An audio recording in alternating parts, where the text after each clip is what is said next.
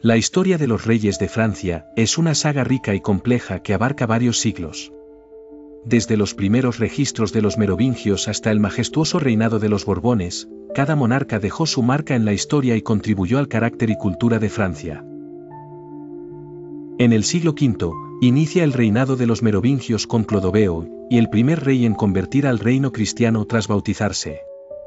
Bajo la regla de los merovingios, Francia inició su camino hacia el centralismo, aunque los reyes eran principalmente figuras simbólicas. La llegada de los carolingios con Carlomagno en el siglo VIII transformó Francia. Carlomagno expandió sus fronteras, y su coronación como emperador del Sacro Imperio Romano Germánico en 800 marcó el comienzo de una influencia política y cultural de Francia en toda Europa. Con el cambio de siglos, los Capetos ascendieron al poder en 987 con Hugo Capeto. Contrario a sus predecesores, los Capetos implementaron un poder más robusto y central.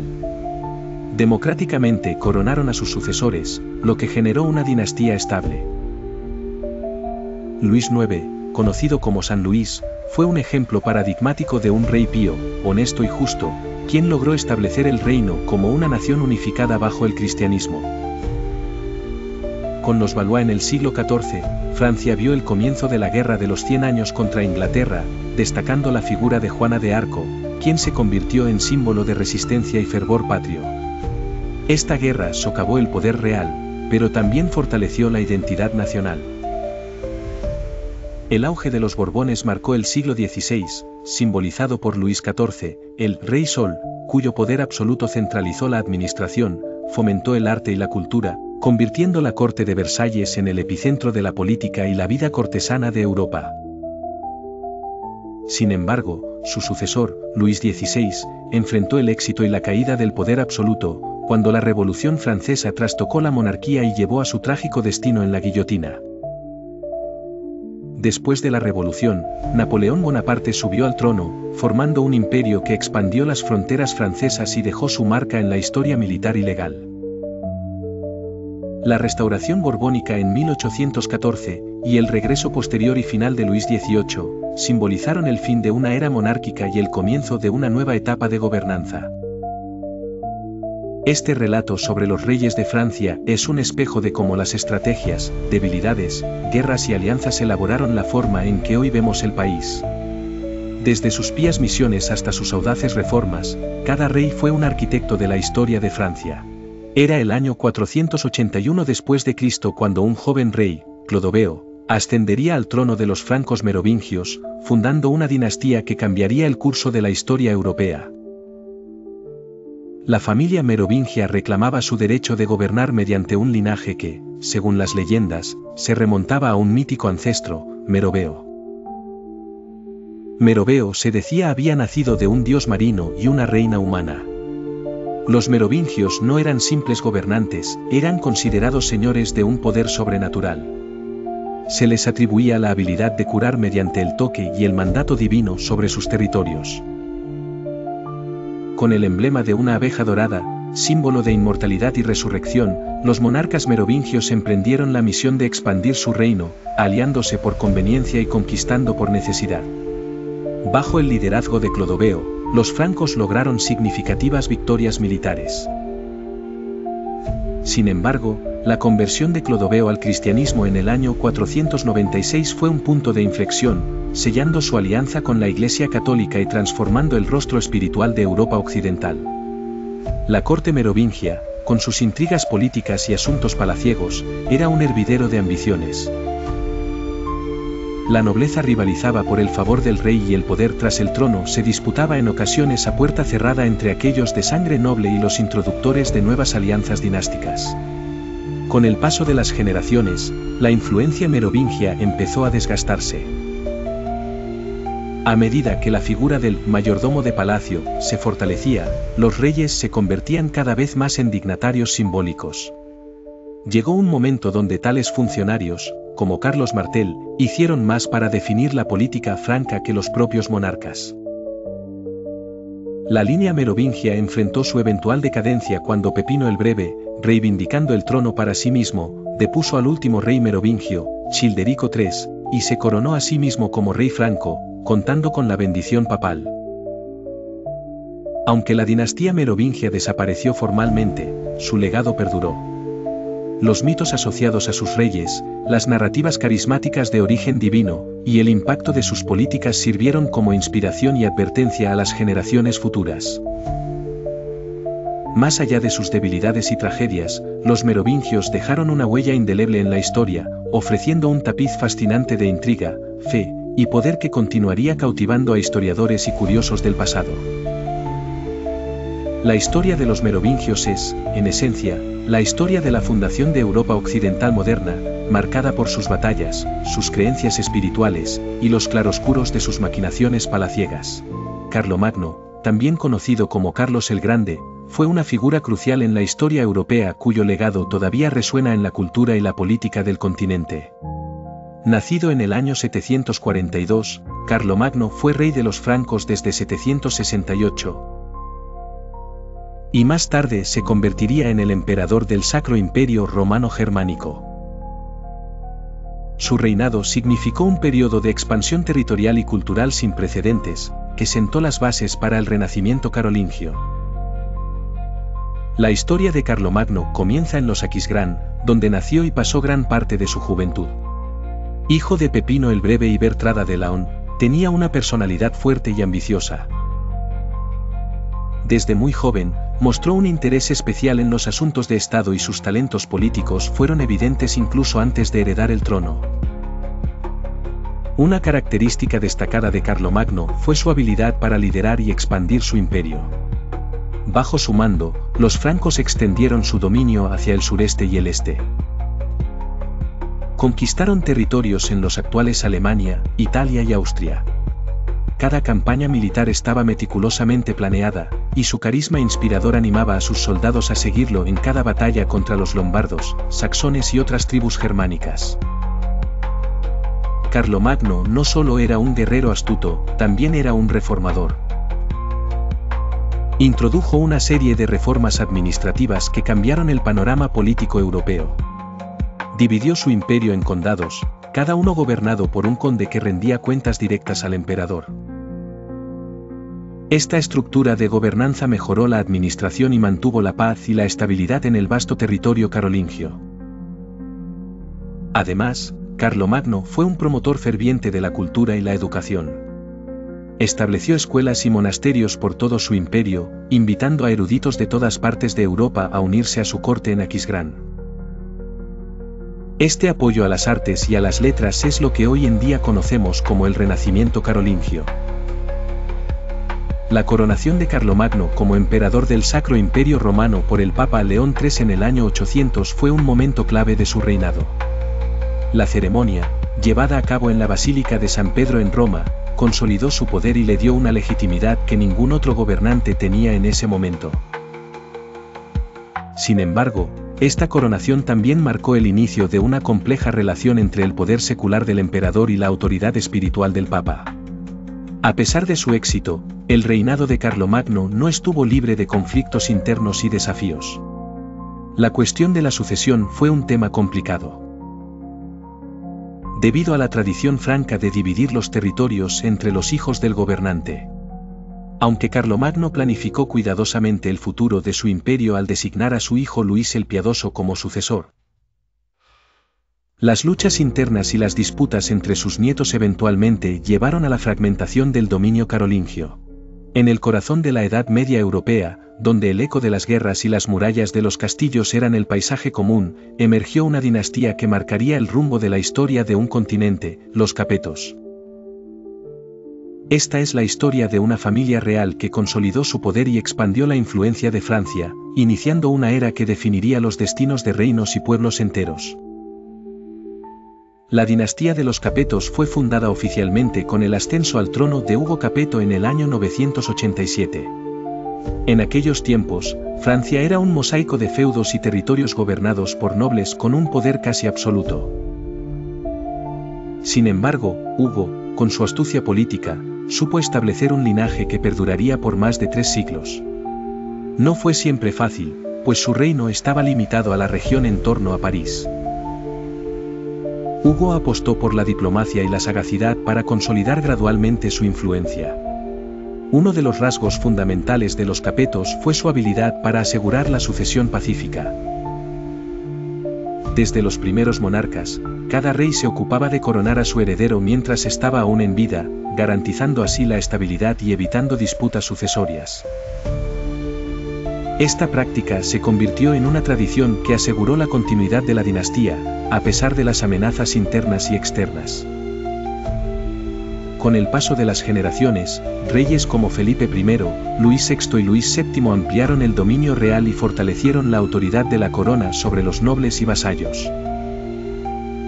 Sin embargo, fue Felipe II, conocido como Felipe Augusto, quien transformó radicalmente el reino de Francia.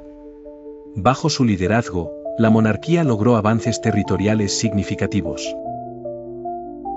A través de conquistas y matrimonios estratégicos, recuperando Normandía e integrando regiones importantes como Anjou, Maine-et-Touraine a su dominio. Una de las figuras más emblemáticas de los Capetos fue Luis IX, conocido como San Luis, cuya piedad y liderazgo inspiraron a generaciones. Gobernó con un sentido de justicia y equidad que lo convirtió en un modelo de realeza cristiana. No solo fue un rey de cruzadas y batallas, sino un promotor de la paz. Estableció el Parlamento de París y fomentó reformas legislativas y administrativas que fortalecieron el Estado. A medida que la dinastía avanzaba, Francia enfrentaba desafíos más complejos. Desde tensiones con potencias emergentes hasta aristócratas rebeldes, cada monarca capeto impuso su sello personal. Con la llegada de Felipe IV, conocido como Felipe el Hermoso, la monarquía capeta alcanzó su cúspide. Su gobierno, no exento de controversias, es recordado por su presión sobre el papado. Al morir dejó un país en crisis dinástica que eventualmente llevó al fin de la línea masculina de los capetos directos y el inicio de la llamada Guerra de los 100 años. Luis IX, más conocido como San Luis, fue el rey de Francia desde 1226 hasta su muerte en 1270. Nacido el 25 de abril de 1214, en Poissy, Luis ascendió al trono a la tierna edad de 12 años después del fallecimiento de su padre, el rey Luis VIII. Aunque joven, su madre, la reina Blanca de Castilla, asumió la regencia y cuidó de su educación mientras él maduraba para asumir plenamente el rol de soberano. Desde temprana edad, Luis fue instruido no solo en las artes de la guerra y la gobernanza, sino también en la fe profundamente católica. Bajo la tutela de su madre, adoptó sus inclinaciones hacia la justicia, la piedad y el servicio a los desafortunados, virtudes que no solo lo convirtieron en un monarca respetado, sino que eventualmente lo llevarían a la santidad. A medida que Luis asumió más responsabilidades, se dedicó a reformar el sistema jurídico francés, estableciendo el Parlamento de París como la Corte Suprema y promoviendo el uso justo de normas y leyes para la resolución de conflictos. Su compromiso con la justicia era tan evidente que, según cuentan las crónicas, acostumbraba a sentarse bajo un roble en Vincennes para escuchar personalmente las quejas de los plebeyos. Luis IX no solo fue un monarca piadoso en su reino, su devoción también lo impulsó a realizar 2 cruzadas con el objetivo de recuperar Jerusalén y otras tierras sagradas de manos musulmanas.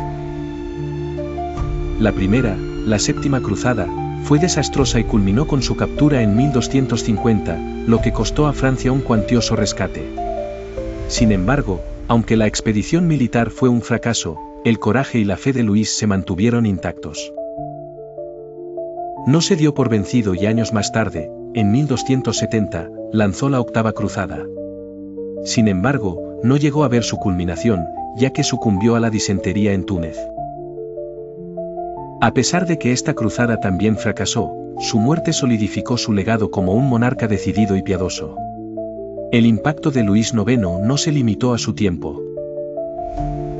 Su canonización en 1297 por el Papa Bonifacio VIII lo reconoció oficialmente como un santo en la Iglesia Católica, y su vida continúa siendo un ejemplo de liderazgo basado en principios morales y servicio devoto. Luis sigue siendo recordado no solo como un líder formidable y un rey justo, sino también como un hombre cuya fe definió su vida y legado. Su historia, llena de altas y bajas, de coraje frente a la adversidad, y de compromiso hacia su gente y fe, convierte a Luis IX en una de las figuras más emblemáticas de la historia medieval francesa. Era el siglo XIV y los Valois ascendían al poder en Francia. La historia de este linaje es rica en intriga, alianzas y rivalidades, en un tiempo marcado por la guerra, la peste y el cambio. Las tierras de Francia estaban en un constante estado de conflicto. Con la muerte de Carlos IV de Francia en 1328, sin un heredero varón, se inició una lucha por la sucesión del trono. Felipe VI de Valois, un primo hermano de Carlos IV, fue elegido rey de Francia, inaugurando la dinastía Valois. Sin embargo, no todos reconocieron su derecho al trono. Eduardo III de Inglaterra, sobrino de Carlos IV, reclamó su derecho a través de su madre, Isabel de Francia. Esta disputa desencadenó la Guerra de los 100 años, una serie interminable de conflictos. Felipe VI se enfrentó a un reino debilitado, marcado por desastres naturales y la aparición de la peste negra alrededor de 1347, que diezmó la población europea. A pesar de estos desafíos, intentó fortalecer su reino a través de reformas. Sin embargo, su legado se vio manchado por las derrotas contra Inglaterra, como la batalla de Crécy en 1346. El hijo de Felipe VI, Juan II, conocido como Juan el Bueno, tomó el trono en 1350. Su reinado fue complicado desde el inicio. Se encontró contra el hábil líder inglés, el Príncipe Negro, quien capturó a Juan en la batalla de Poitiers en 1356. Durante su cautiverio en Inglaterra, las tensiones sociales en Francia aumentaron, culminando en la revuelta de la Jacquerie en 1358. Juan II eventualmente fue liberado después de largas negociaciones y un alto rescate, pero su regreso no trajo la paz esperada. La guerra continuó y su hijo, Carlos V, conocido como Carlos el Sabio, subió al trono en 1364. Carlos V demostró ser un líder astuto, restaurando el orden y estabilizando la economía. Bajo su mandato, los Valois recuperaron parte de su prestigio. Se rodeó de consejeros competentes y reformó el ejército francés. Utilizando tácticas que evitaban enfrentamientos directos y se concentraban en la guerra de desgaste, Carlos V murió en 1380, sucediéndole su hijo Carlos VI, quien fue coronado a la precoz edad de 11 años. Su reinado, desafortunadamente, estuvo marcado por episodios de locura que debilitaban su autoridad y, por ende, el poder de los Valois. Francia estaba dividida por las facciones de los Armagnacs y los borgoñeses. Ambos buscaban controlar al joven rey. Los hombres de su familia tuvieron diversas trayectorias, pero es innegable que los Valois jugaron un papel crucial en la configuración política y social de la Francia medieval. Su historia está impregnada tanto de gloria como de tragedia, reflejando las complejidades de un tiempo donde el poder y la diplomacia eran tan peligrosos como los campos de batalla. La narrativa de los Valois en el siglo XIV es un recordatorio de cómo, en la adversidad, el linaje puede ser tanto un escudo como una carga. La dinastía Valois dejaría un impacto indeleble en la historia de Europa. Sentaron las bases para generaciones futuras de monarcas franceses. Luis XIV de Francia, también conocido como el Rey Sol, fue un monarca enérgico y absolutista que reinó durante más de 70 años, convirtiéndose en uno de los reyes más emblemáticos de la historia de Europa. Su largo reinado, que se extendió desde 1643 hasta 1715, marcó una era que transformó a Francia en la potencia dominante del continente. La historia de Luis XIV comienza con su nacimiento en 1638, siendo el hijo primogénito de Luis XIII y Ana de Austria. Su llegada al mundo fue considerada un milagro, ya que sus padres habían permanecido sin descendencia durante 23 años de matrimonio. Desde un joven príncipe, se le preparó para asumir la corona, rodeado de una corte intrincada y un mundo de intrigas políticas. A la temprana edad de 5 años, tras la muerte de su padre, Luis ascendió al trono, aunque el poder efectivo recayó en su madre y en el primer ministro, el cardenal Mazarino. Durante esta regencia, el joven monarca fue testigo de numerosas rebeliones. incluyendo la Fronda, una serie de revueltas que, a pesar de ser sofocadas, dejaron una huella imborrable en su enfoque sobre el poder absolutista. Cuando Mazarino murió en 1661, Luis XIV tomó las riendas de su reino y sorprendió a todos al decidir gobernar sin un primer ministro. Pronunció las célebres palabras, "El État, c'est moi", el Estado soy yo. Desde entonces, se dedicó a consolidar su poder en un régimen absolutista, limitando la influencia de la nobleza y centralizando el poder en el Palacio de Versalles. Versalles se convirtió en la sede de la corte y un instrumento de control sobre los nobles, quienes, deslumbrados y seducidos por la vida en el palacio, quedaron aislados del poder real que se concentraba exclusivamente en el rey.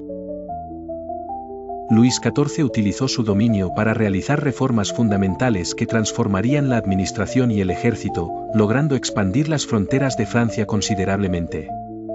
No obstante, su reinado también estuvo marcado por conflictos y guerras costosas. La más destacada de estas fue la Guerra de los 9 Años y la Guerra de Sucesión Española, que aunque le permitieron expandir los territorios franceses, debilitaron la economía del país. En el ámbito cultural, Luis XIV fue un mecenas prolífico, apoyando a numerosos artistas, escritores y músicos, y fomentando el teatro y la literatura. Bajo su patronazgo, figuras como Molière y Dessine florecieron, estableciendo a Francia como un epicentro cultural en Europa. Sin embargo, el largo reinado del monarca supremo también tuvo sus sombras, con una política religiosa que expulsó a los hugonotes tras la revocación del Edicto de Nantes en 1685, afectando así la economía y provocando migraciones que beneficiaron a otras naciones europeas. Luis XIV murió en 1715, dejando atrás un legado enorme y complejo. Aunque terminó sus días dejándole a Francia una considerable deuda y numerosos enemigos, también dejó una nación más centralizada y cohesionada. Su enfoque absolutista sentó las bases de lo que sería la modernidad en Europa. La historia de Luis XIV es una de poder, prestigio y paradojas, una danza continua entre la opulencia y las tensiones políticas. No solo definieron a su era, sino que también forjaron el camino hacia la Revolución Francesa cerca de un siglo después. El Rey Sol se apagó físicamente, pero su influencia sigue brillando con intensidad en el relato de la regalía europea. Luis XVI nació el 23 de agosto de 1754 en Versalles, Francia, como el tercer hijo del delfín Luis Fernando y María Josefa de Sajonia. Su vida parecía destinada al poder desde el principio, aunque llena de desafíos inesperados. Creció en un entorno donde las intrigas políticas eran parte del día a día, forjando un carácter introspectivo y reservado. En 1770, a los 15 años, Luis se casó con María Antonieta, una archiduquesa de Austria. Este matrimonio, arreglado por razones políticas, tenía como objetivo sellar una alianza entre dos grandes potencias europeas. No obstante, desde el principio, la pareja real afrontó una vasta presión pública. En particular, enfrentaron críticas por su aparente incapacidad para concebir un heredero. Al morir su abuelo, Luis XV, en 1774, Luis XVI ascendió al trono a la edad de 19 años. Su reinado comenzó en un periodo tumultuoso para Francia, caracterizado por una economía tambaleante y un descontento generalizado entre la población. Aunque era conocido por su buen corazón, carecía del carisma necesario. Desde el inicio de su reinado, Luis XVI enfrentó enormes dificultades para implementar reformas fiscales que aliviaran la deuda nacional, provocada, en parte, por la Guerra de Independencia Americana. Las tensiones sociales se intensificaron, y pronto el descontento se convirtió en abierta hostilidad hacia la monarquía. Luis XVI intentó varias reformas, pero sufrió la resistencia de la nobleza. El monarca no pudo prever las complejidades del cambio revolucionario arraigado en la filosofía iluminista que se hacía cada vez más popular. La presión alcanzó su punto álgido en 1789 con la Revolución Francesa. Luis se encontró atrapado entre las fuerzas conservadoras de la corte y las revolucionarias que clamaban por una república. Pese a su reticente aceptación de ciertas reformas, aumentó la desconfianza pública. En 1791, después de un fallido intento de escape de Versalles junto a su familia hacia Varennes, Luis XVI fue arrestado. Este suceso aumentó su impopularidad y fue visto como un acto de traición. La revolución avanzó inexorablemente, y en 1792, la monarquía fue abolida. Finalmente, tras un juicio por sus intentos de revertir la revolución, Luis XVI fue declarado culpable de traición. Fue ejecutado en la guillotina el 21 de enero de 1793. Su muerte marcó un hito en la Revolución Francesa, simbolizando el fin del ancien régimen y el desafío a la legitimidad monárquica. La historia de Luis XVI es una de contradicciones y tragedias, un rey que deseó ser justo y reformista pero que fue incapaz de manejar las demandas de su tiempo. Su vida y muerte ilustran el poder inexorable de las fuerzas sociales y políticas en momentos de cambio monumental. Luis XVI se erige como símbolo de la caída de una era que no supo adaptarse. La historia sigue interrogando su legado, no solo como rey sino como individuo atrapado en el engranaje de un destino implacable. La epopeya de Luis XVI ofrece lecciones eternas sobre liderazgo, responsabilidad y los giros imprevisibles del destino humano. Napoleón Bonaparte, uno de los líderes militares más emblemáticos de la historia, es una figura que despierta fascinación y controversia en igual medida. Nacido el 15 de agosto de 1769 en Ajaccio, Córcega, Napoleón fue el segundo hijo de una familia modesta, pero con ascendencia noble. Desde joven, Napoleón demostró una inteligencia y ambición excepcionales que lo llevaron a estudiar en la Academia Militar de Brienne y luego en la École Militaire en París. Rápidamente se destacó en sus estudios, mostrando un talento natural para la estrategia y el liderazgo. Ascendió rápidamente en las filas del ejército francés, aprovechando la inestabilidad política de la época tras la Revolución Francesa. Su primer gran éxito llegó en 1793, cuando lideró el asedio de Toulon, que terminó en una victoria crucial para los republicanos. Este triunfo le valió el ascenso a general de brigada a la joven edad de 24 años. Con el paso del tiempo, Napoleón se convirtió en una figura central en la política francesa. En 1799, orquestó un golpe de Estado que derrocó al directorio, estableciendo el consulado con él mismo como el primer cónsul. Este movimiento consolidó su poder y puso las riendas del país en sus manos. Bajo su liderazgo, Francia logró grandes reformas, incluyendo la creación del Código Napoleónico, que reorganizó el sistema legal francés y sigue siendo la base de muchas leyes modernas. Sin embargo, fue su talento como estratega militar lo que definió su legado. Napoleón llevó a cabo una serie de campañas espectaculares, conocidas como las Guerras Napoleónicas, que extendieron el dominio francés por gran parte de Europa. Entre sus victorias más notables se encuentra la Batalla de Austerlitz en 1805, donde enfrentó a las fuerzas rusas y austriacas aliadas con un ejército numéricamente inferior y logró una victoria decisiva. Esta batalla consolidó su reputación como uno de los más grandes comandantes militares de todos los tiempos. A pesar de sus éxitos, el camino no estuvo exento de desafíos. Su fracaso en la campaña de Rusia en 1812 marcó el inicio de su declive. Las fuerzas de Napoleón fueron aniquiladas por el implacable invierno ruso y la escasez de suministros, lo que resultó en una catastrófica retirada. Este desastre militar debilitó significativamente a Francia y animó a sus enemigos a formar la Sexta Coalición para terminar con su dominio. A medida que las alianzas contra él se fortalecían, Napoleón se vio obligado a abdicar en 1814 y fue exiliado a la isla de Elba. Sin embargo, su espíritu indomable no se rindió. En 1815, escapó de Elba y regresó triunfante a Francia, reuniendo a sus antiguos soldados en su estelar regreso, conocido como los 100 días. Su retorno culminó con la batalla de Waterloo, donde sufrió una derrota final a manos de las fuerzas británicas y prusianas. Finalmente, Napoleón fue exiliado a la remota isla de Santa Elena, donde pasó el resto de sus días hasta su muerte en 1821. Allí, rodeado por el Océano Atlántico, reflexionó sobre sus logros y errores. Aunque su ambición quizás fue su perdición, su legado perdura hasta hoy. Los historiadores siguen debatiendo sobre su impacto, ¿fue un tirano o un reformador? Lo que es indiscutible es que transformó el paisaje político de Europa y demostró cómo un solo hombre, con voluntad y carisma, pudo cambiar el curso de la historia para siempre. En los albores de la Revolución Francesa, la Europa del siglo XIX se encontraba convulsionada por los cambios sociales y políticos. Fue en este contexto inestable que Luis XVIII de Francia se alzó como una figura clave en la restauración de la monarquía en su país.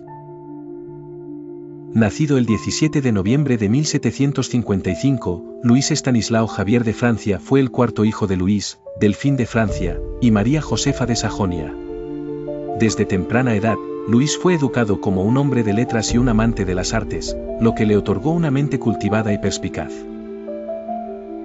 Con la Revolución Francesa de 1789, la vida de Luis dio un giro drástico. La amenaza a su familia y el derrocamiento de su hermano, Luis XVI, obligaron a la familia real a buscar refugio en el extranjero. Fue un periodo de incertidumbre y dolor. Durante años, Luis vivió en distintas cortes europeas, desde Bélgica hasta Rusia, esperando el momento propicio para regresar a un país que languidecía bajo el régimen revolucionario, posteriormente, napoleónico. El ascenso al poder de Napoleón Bonaparte trajo nuevas dificultades para el noble exiliado. Sin embargo, su perseverancia y habilidad política le condujeron a forjar alianzas importantes con las potencias europeas. La caída de Napoleón en 1814 le abrió las puertas a un regreso largamente anhelado. A pesar de los retos, Luis XVIII volvió a Francia en lo que se conoció como la Primera Restauración. Su entrada en París fue recibida con una mezcla de esperanza y escepticismo.